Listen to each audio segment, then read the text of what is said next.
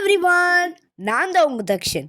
இந்தியாவில் அதுலேயும் குறிப்பாக தமிழ்நாட்டில் வாழை இலையில் சாப்பிட்றது நமது பாரம்பரியம்.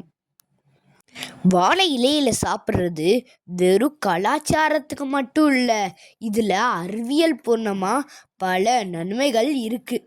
வாழை இலையில் பாலிஃபினால் அப்படின்ற ஆன்டி ஆக்சிடென்ட் இருக்குது. மெழுகு மாதிரி அந்த கோட்டிங் வாழை இலை மேலே இருக்குது. நம்ம சூடான சாப்பாடை வாழை இலையில் போட்டு சாப்பிடும் போது அந்த மெழுகு உருகி நம்ம சாப்பாட்டோட சுவையையும் மணத்தையும் கூட்டுது.